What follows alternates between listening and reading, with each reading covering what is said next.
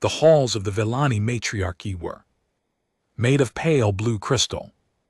Light moved through the walls like slow water. It was a beautiful place, old and proud, and it had stood for thousands of years. Zura Elvin Kalish had grown up in these halls. She knew every corner, every shadow, every soft echo of her own footsteps. Today her footsteps were not soft, they were sharp and angry. She walked into her mother's chamber without waiting to be called. Her mother, the matriarch, looked up from a glowing map of stars.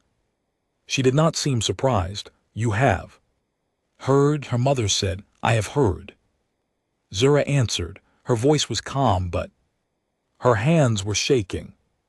"You are giving me to a human warrior. I am giving you to peace," her mother said. "The Terran Villani accords will save millions of lives." The humans asked for a bond of marriage to seal the treaty. They offered one of their own. "We must offer one of ours. And you chose me. You are the best of us. You are strong. You are clever. You will survive him." Zura felt something cold move through her chest. "Survive him? So you admit he is dangerous?" Her mother did not answer at first. She touched the glowing map and the stars moved. "His name is Commander Darius Vale. The humans call him the Ash Walker. He was trapped alone on a dead world for 93 days during the last war. He came back alive. Our intelligence says he killed 62 Villani soldiers during that time. By himself." Zura felt sick. "He is a weapon," her mother said gently. "But he is also the price of peace. Do not love him, Zura. Do not trust him. Just endure him and let the treaty hold." Zura bowed her head. "Yes, matriarch." She left the chamber and did not cry.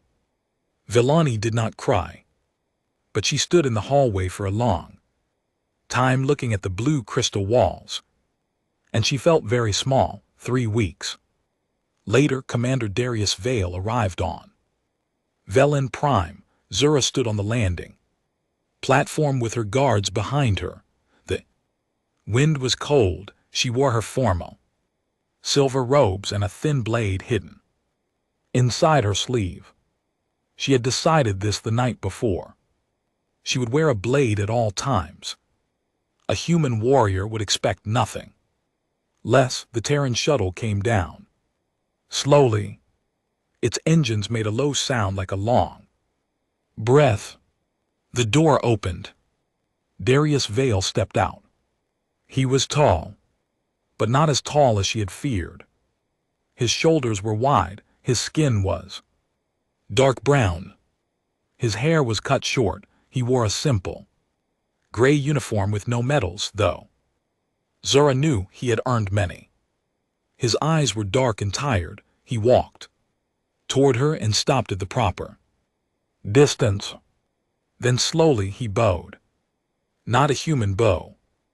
A Villani bow, exactly correct, both hands at his sides, head tilted down at the right angle, held for the right number of seconds. Zura was so surprised that she forgot to breathe. "Lady Zura Elvin Kalish," he said. His voice was quiet and low. "I am honored to meet you. I will try to be a good husband. I know this is not what you wanted. I am sorry for that."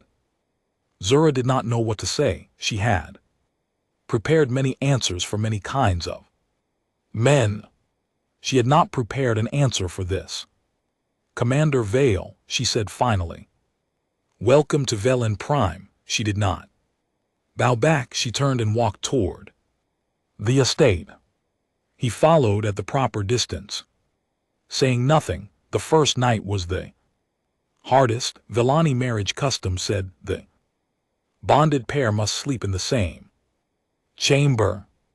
Zura had argued against this with her mother and lost, so now she sat on the edge of her wide bed, still wearing her robes and waited. Darius came out of the washing room. He was wearing loose, sleeping clothes. He looked at her, then at the bed, then at the long couch near the window. "I will sleep there," he said and pointed to the couch. Zura blinked. The custom says we share the chamber. It does not say we share the bed." He gave her a small, tired smile. "I will not touch you, Lady Zura, not ever. Not unless you ask." He lay down on the couch. He was too tall for it. His feet hung off the end. Within a few minutes, his breathing became slow and even. Zura did not sleep. She sat up all night with her blade in her hand. She watched him. She watched the door. She watched the window. She was certain this was a trick. She was certain he would wake in the dark and attack her. That was what humans did. That was what the dossier said. He did not move. In the morning he was gone before she opened her eyes. He had left a cup of warm Villani tea on her bedside table. He had made it correctly. She did not drink it. She poured it into a testing vial instead and sent it to her private lab. The results came back that evening. No poison, no drugs. Just tea. She was not comforted. She was more afraid than ever. A careful enemy was worse than a loud one. The days became weeks. The weeks became months. Darius learned her language. He learned her customs. He learned the names of her servants and treated them with kindness. He asked Zura about her work and listened when she answered. He never raised his voice. He never touched her. He never entered her private rooms without knocking. Zura still did not trust him. She could not. Every night she wrote a report to her mother. Every week she sent it in code. She wrote down every small thing. What he ate, what he read, how long he trained, what he said in his sleep. He talked in his sleep sometimes, names she did not know. A woman called Sarah, a child called Theo. He would whisper them softly, like prayers, and then grow quiet again. One morning before the sun came up, Zura woke to the sound of steady breathing outside. She went to the window. Darius was in the garden training alone, no weapons, just his body moving through old human combat forms. His movements were smooth and fast and terrible. He struck at the air and the air seemed to break. He turned and rolled and came up, striking again. He did this for an hour without stopping. Zura watched him from behind the curtain. Her hand tightened on her blade. This is not a husband, she thought. This is a weapon wearing a smile. She closed the curtain and went, clears throat, back to bed. She did not sleep. She would never sleep near him. Not truly. Not ever. She was sure of it. The seasons on Velen Prime were slow. The long blue summer turned into the pale silver autumn. And Zura found that she had been married for almost a year. She still did not trust him. But she was starting to notice things that did not fit. The first thing was the garden pests. Villani gardens were full of small, fast, eight-legged creatures called she. They ate the flowers. Most Villani killed them without thinking. One afternoon Zura walked into the garden and saw Darius kneeling in the dirt. He was holding a small glass jar. As she was crawling slowly up his finger. "What are you doing?" she asked. He looked up a little embarrassed. "Moving them. The gardener wanted to poison them. I told them I would take care of it. I am putting them in the wild field outside the wall." Zura stared. They are pests, they are alive, he said simply. He stood up, careful not to shake the jar. I have killed enough things, Lady Zura. I do not need to kill small ones too. He walked past her toward the garden gate. She watched him go and felt something strange in her chest, not trust, not yet, but something that was not fear either. The second thing was the locket. She found it one morning when she was passing his washing room. The door was open a little. He did not know she was there. He was sitting on the stone bench with his head down, and in his hands he held a small silver locket. It was open. Inside was a tiny picture of a child.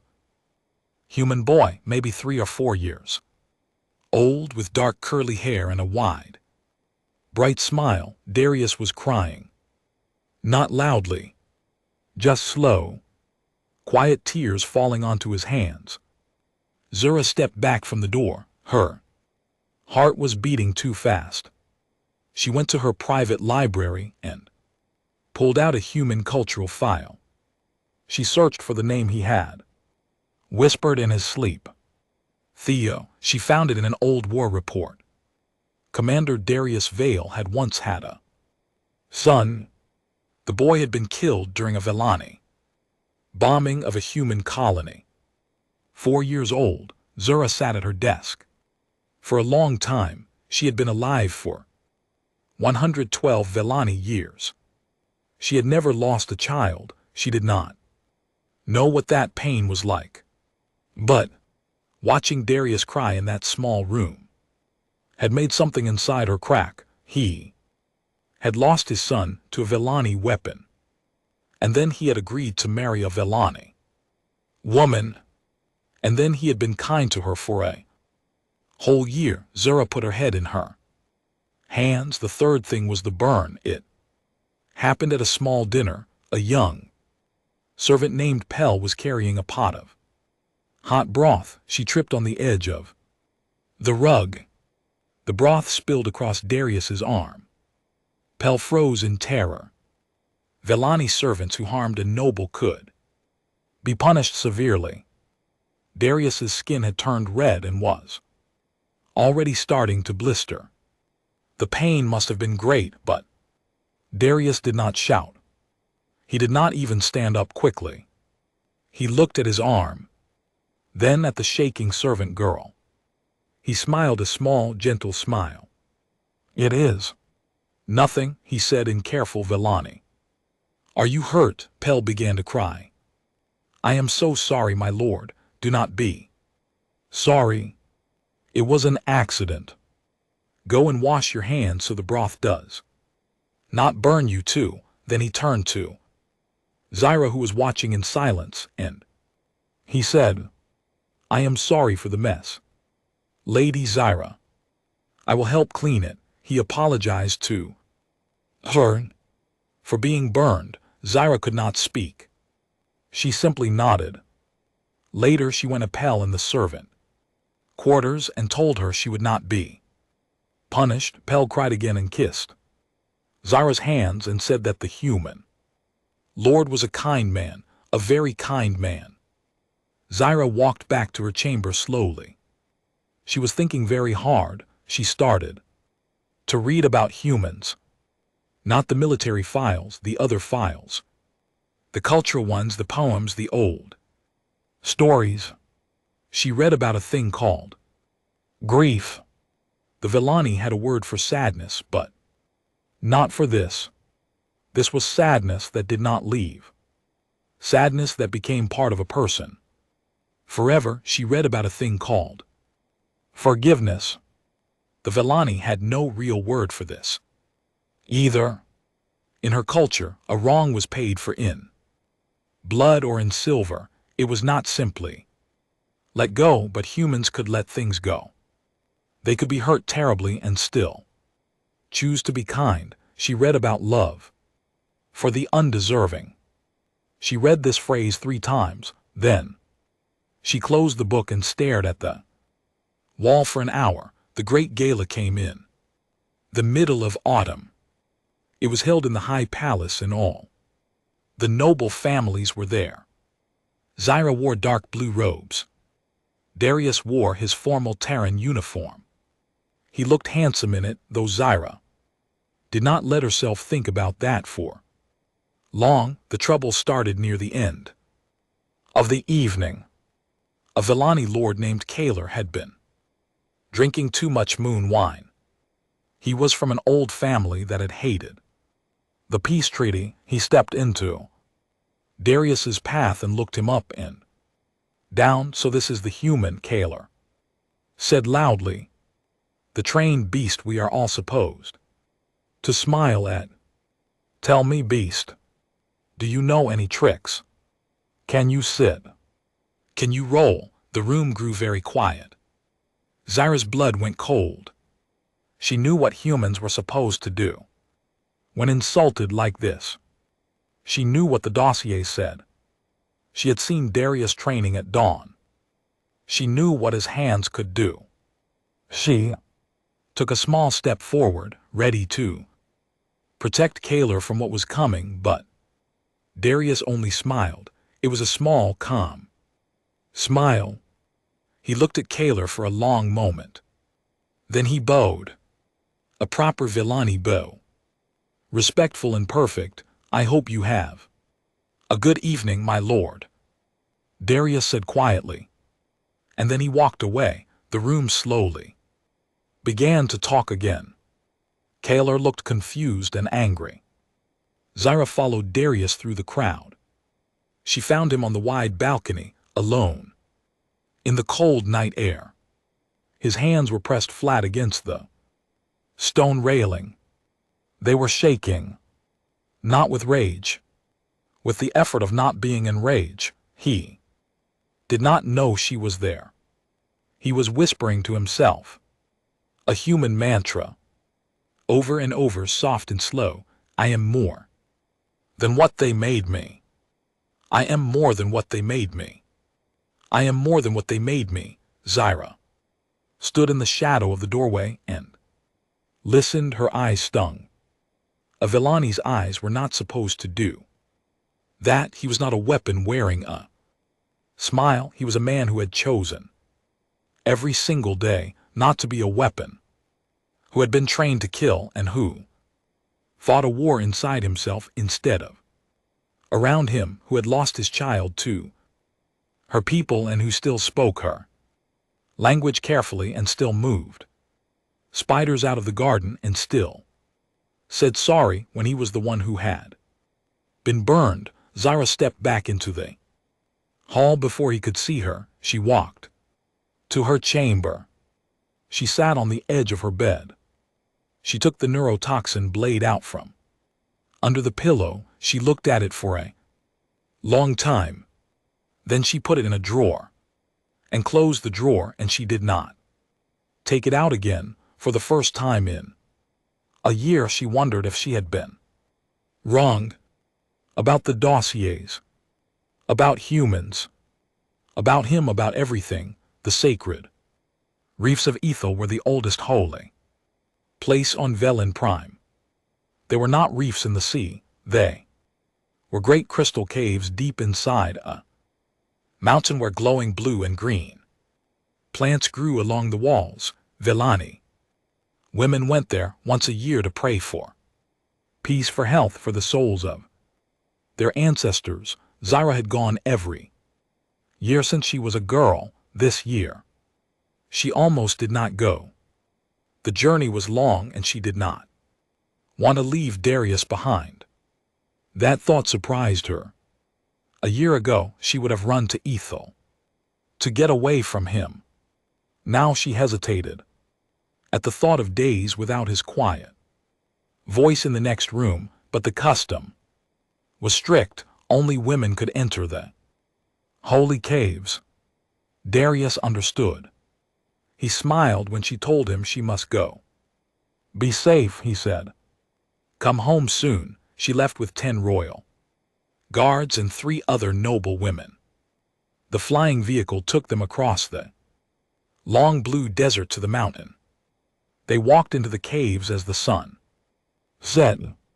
Everything was beautiful. Zaira tried to pray. The attack came at midnight. There was no warning. One moment the caves were quiet. The next there were shadows moving along the walls, and Zaira's guards were falling. They fell without sound. Dark blades moved through them like the blades were already ghosts. Zaira ran. She did not think. Her body moved before her mind did. She pulled the small blade from her sleeve and ran deeper into the caves. She heard the other noble women screaming behind her, then silence. Dart hit her shoulder. She pulled it out, but the poison was already inside. Her vision blurred. Her legs felt heavy. She kept running. The cave tunnel split into many small paths. She chose one and went deep. She fell against a glowing wall. Her breathing was fast. Her arm was going numb. She heard soft footsteps. Behind her she turned. 3 Villani stood at the mouth of the tunnel. They wore no colors, but Zaira knew the way they moved. She had trained with soldiers who moved like that. These were elite assassins, her own people. Villani warriors trained from birth to kill. One of them stepped forward. Lady Zarathul, she said politely, please do not run. It will be faster this way. Zaira raised her little blade. It was a joke against 3 killers. She knew it. They knew it. They smiled. The first assassin moved. And then the ceiling of the tunnel broke. Darius dropped down through the crack of blue light. He landed hard, rolled once and came up between Zaira and the 3 killers. He was wearing light Terran armor. His face was bleeding from a cut above his eye. He held a long knife in each hand. Zaira, he said without looking back. Stay down, stay awake. Talk to me. The first assassin attacked. Zaira had seen Darius train in the garden. She had thought she knew what he could do. She had not known anything. The Villani assassins were fast. Villani bodies were built for speed. They had longer arms, better reflexes, quicker eyes. By every measure of their science, they should have killed Darius in seconds. Darius did not fight the way a Villani would fight. He did not try to match their speed. He let them come at him.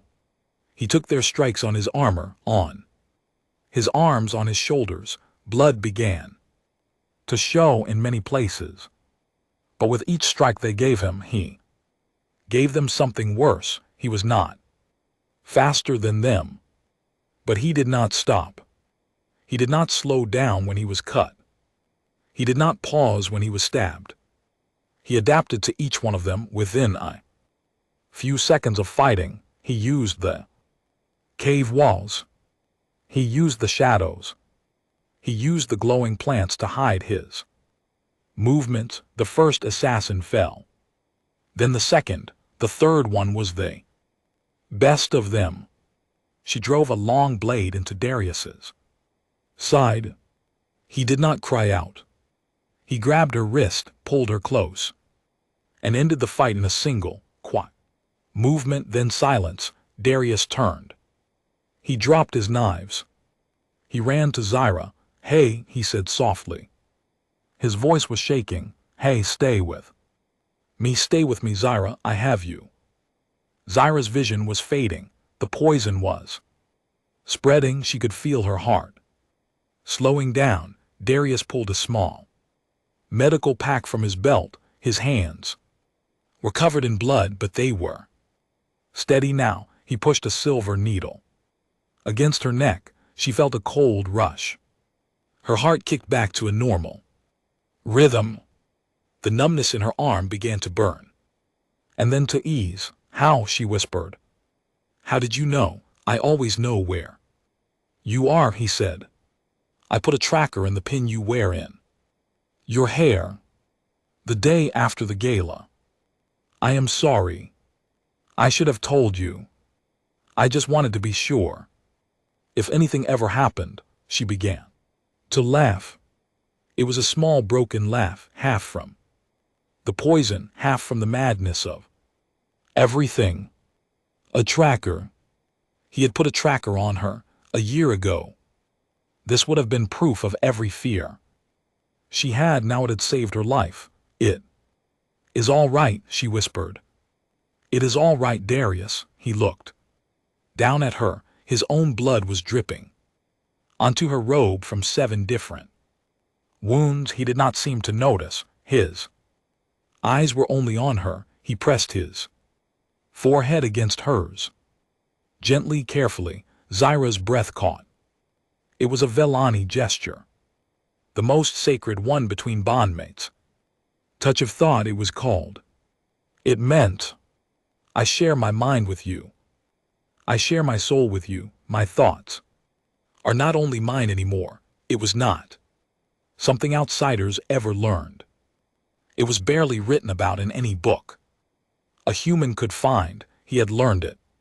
Somehow, he had been practicing it in his heart, quietly for months, and he had saved it for a moment he did not even know was coming. Stay with me, Zyra, he whispered. Please, I am here, she said. Her voice broke. I am here, I am here. They waited in the dark of the caves for rescue. Darius would not let go of her hand. The glowing plants on the walls cast soft blue light across his bleeding face. Zyra looked at him and thought of everything she had ever written in her reports to her mother. Every suspicious thing, every dark guess, the neurotoxin blade under her pillow, the testing vial for the morning tea, every terrifying thing in the human dossiers had been true. She had just seen it with her own eyes.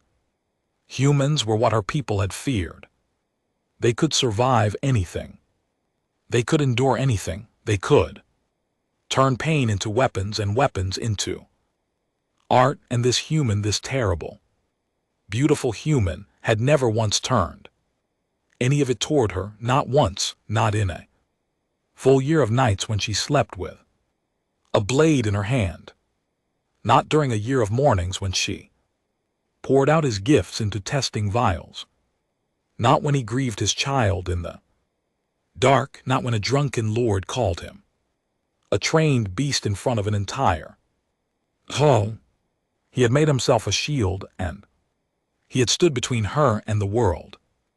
And he had asked for nothing. Tears came into her eyes, and for once she did not fight them. Darius, she whispered, yes, I was wrong about you. He smiled at her. His face was pale. Blood ran slowly from his mouth. But he smiled. No, Zyra, he said softly. You were only careful. I loved you for being careful. She closed her eyes and held his hand, and she did not let go until help came. Terran medical ship was called the Mercy of Soul. Zyra woke up inside it 2 days after the attack in the caves.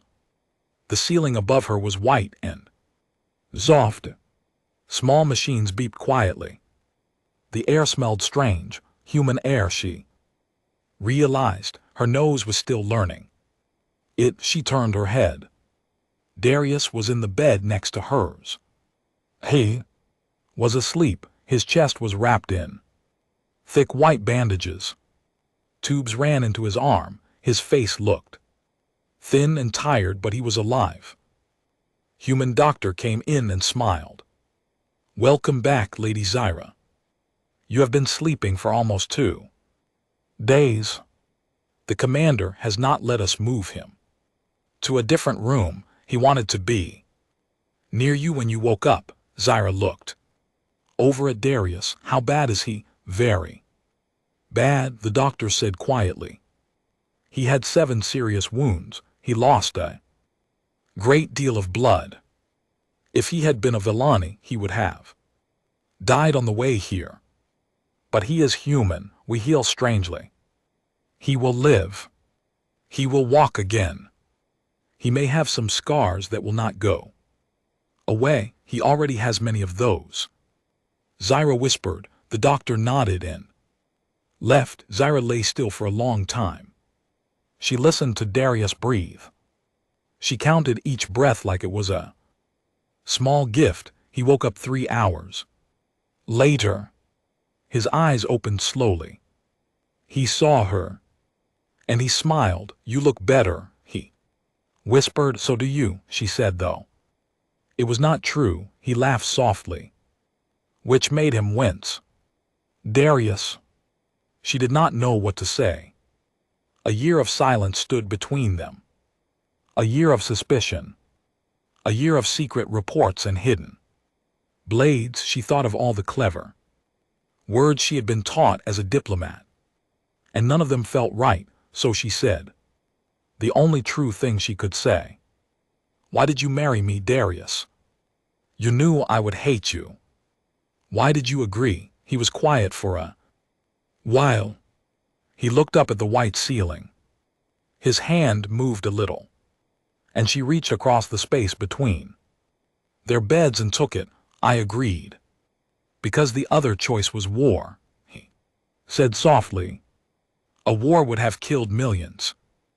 On both sides. I am tired of wars, Zyra. I have been a soldier since I was 18. I have seen too many bodies. When the accords were written, the humans needed someone to offer. Warrior to match a warrior. So I said I would go. You did not know me, no.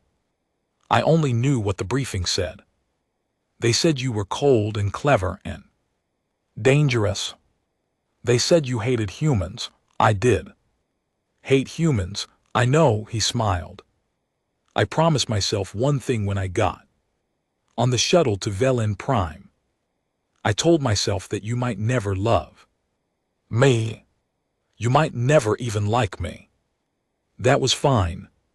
I had no right to your heart, but I promised that you would always be safe and you would always be free. That was all I came to do. To be a shield. Not a husband. Zyra's throat hurt. Anything else you gave me, he said, was a gift I did not deserve. She was quiet for a long time, then she told him about the blade under her pillow. She told him about the testing vial for the tea. She told him about the reports to her mother. Every week in code, she told him about the tracker she had put in his boot the first month he was in her home. She told him she had paid a Villani spy to watch him train and send her notes. About his weaknesses, she told him she had written a plan, a full written plan, for how she would kill him if he ever turned on her. I kept the plan in a locked drawer, she whispered. I rewrote it every month. The latest version is still there. She expected him to be angry or hurt, or both. Darius only laughed. It was a soft, tired laugh. He squeezed her hand. Zyra, he said, gently. I know, she stared at him. You know, I have known since the first week I knew about the blade. I could hear the way you breathed when you pretended to sleep. I knew about the tea. I watched you pour it into a vial from the window. I knew about the tracker. I found it and let it stay. I knew about the spy. I used to wave at him in the garden. Darius, I would have done the same. He said, if I had been married to a Villani warrior after a war, I would have had a knife under my pillow too. I would have watched her sleep. I would have written reports. That is not paranoia, Zyra. That is a person trying to survive. Something they did not choose. Tears were running down her face now. She did not stop them. I hated you for A whole year, she whispered. No, he said. You were afraid of me for a whole year. Those are not the same thing. You were never cruel to me. You were only careful. I loved you for it. You loved me. He looked at her quietly. Yes, Zyra. I have loved you for a long time. I did not say it because you did not need another burden. You had enough. I could wait. Zyra pressed her face against his hand and cried. She had never cried like this in her life. Villani did not cry. But she was not only Villani anymore. She was something else now, something her people did not have a word for yet. While she healed, the galaxy was breaking. A messenger came 3 days later with urgent news. The faction called the Crimson Spires had moved. Openly, they were Villani who hated the peace. They had been the ones behind the attack. In the caves, now they were declaring a civil war against the peace faction. They claimed the attack had been a human blood. They said Zyra had been killed by humans, and that her body had been hidden. They were using the lie to turn the Villani people against the treaty. Worse, the messenger said Zyra's own mother, the matriarch, had been taken by the Spires. She was being held in a hidden fortress. The Spires were using her name to give orders. The Accords were falling apart. Zyra sat up in her medical bed. She was still weak, but her mind was clear. For the first time in a year, I must return to Velen Prime, she said. If the people see me alive, the lie dies. Zyra, you are not strong enough yet. I will be strong enough. Help me stand. Darius slowly pulled himself out of his own bed. He was not supposed to move yet either. The doctors came running and shouted at both of them. Darius ignored them. He helped Zyra to her feet. They stood together, both trembling, holding each other up. Whatever you do next, he said, I am with you. I know, she said. I know. You are. 3 weeks later, Zyra stood before the full Villani High Council. The hall was packed. Every noble family was there. Some supported peace. Some supported the Spires. Many were waiting to see which side would win before choosing. Zyra walked to the center of the floor. She wore no robes of state. She wore simple gray. Beside her walked Darius in his Terran uniform, still limping a little from his wounds. The hall was silent. Zyra spoke. My people, she said. The Spires have told you I am dead. You can see that I am not. They have told you the humans want war. I am telling you they do not. They have told you my husband is a beast. She turned and took Darius's hand. He is not. He is my bondmate, not by treaty, not by politics, by my own free choice, under the old sacred laws of our people. I claim him. I stand with him. I will defend him with my life as he has defended me with his. The hall exploded. Some shouted in anger, some shouted in support. Old families stood and walked out.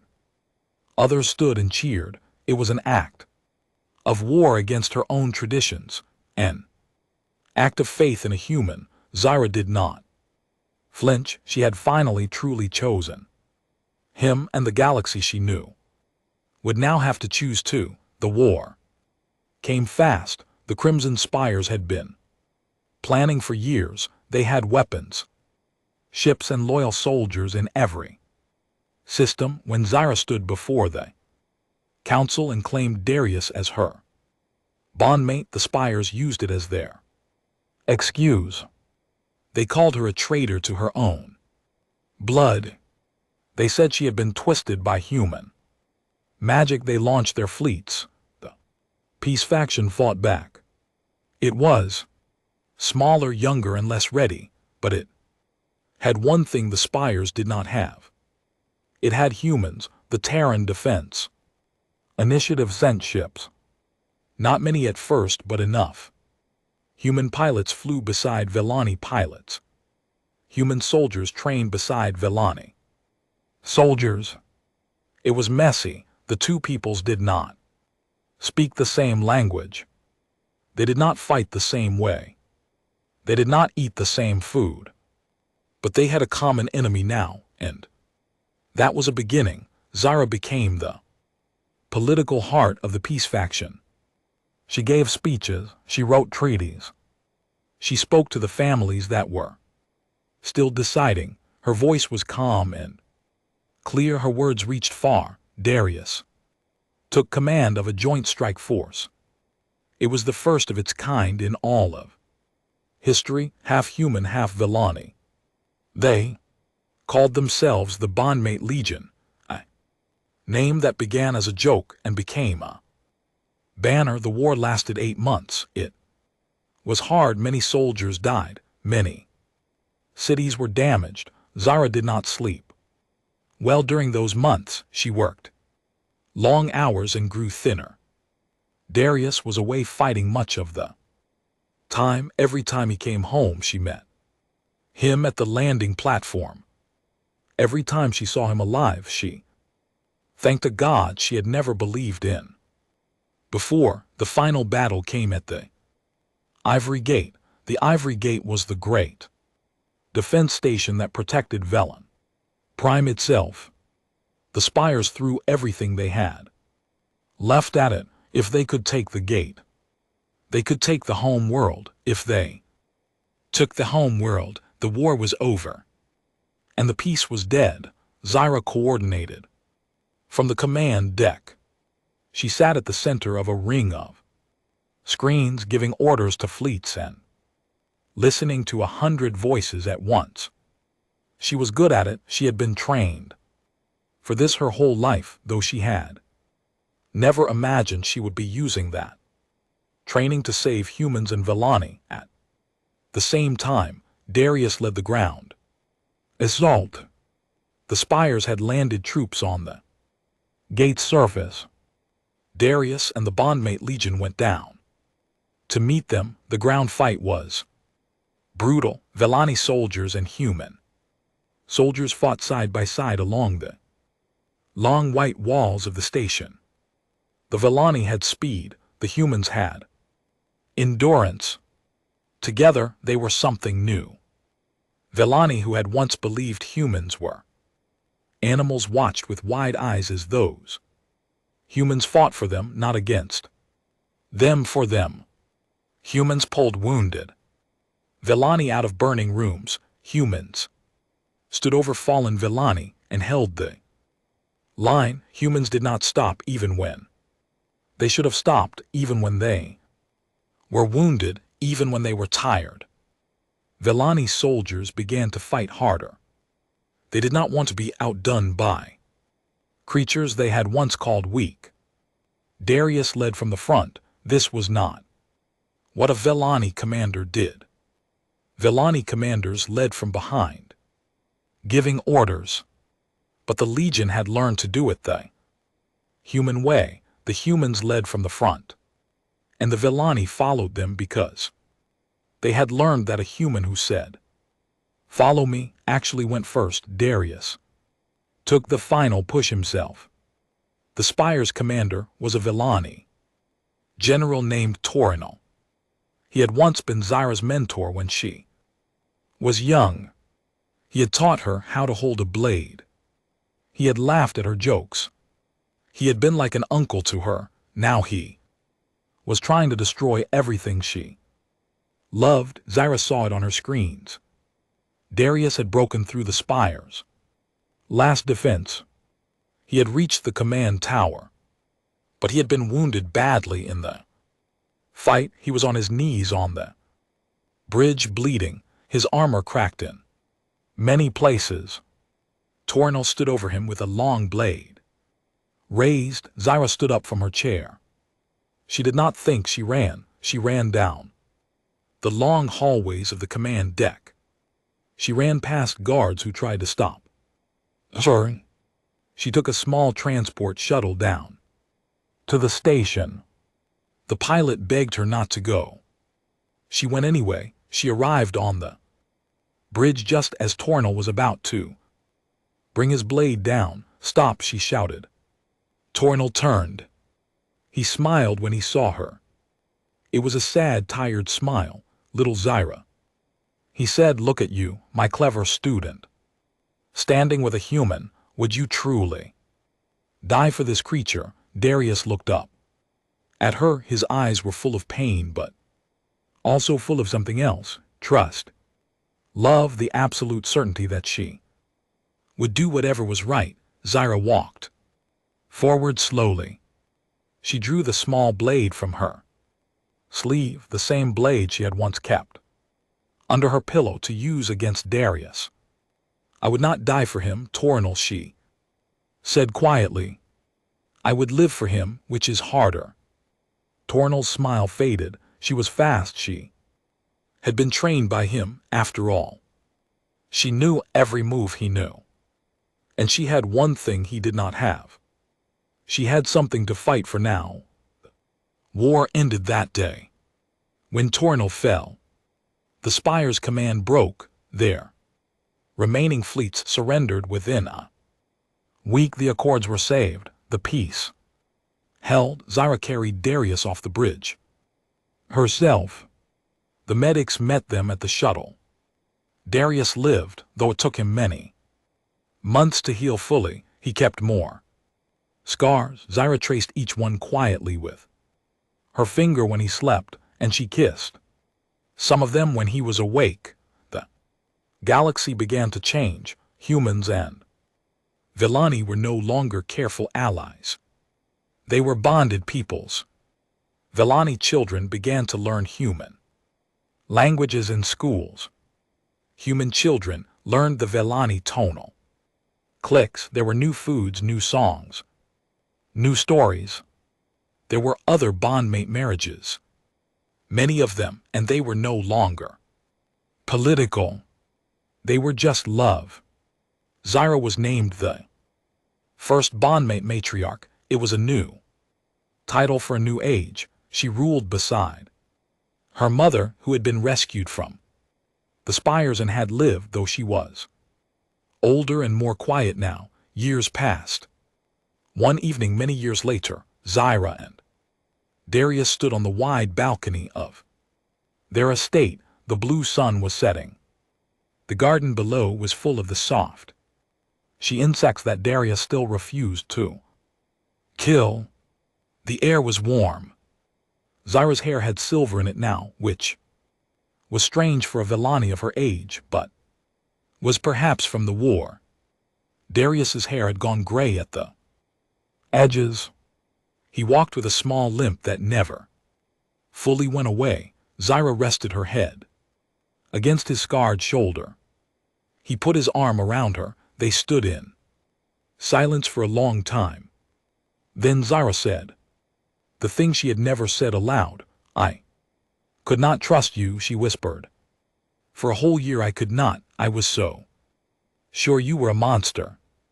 I kept a blade under my pillow. I tested every cup of tea. I wrote a plan to kill you. I was so certain I was right. And you let me be wrong for as long as I needed to be. Darius kissed the top of her head. His lips were warm. You were never wrong. To be careful, he said softly.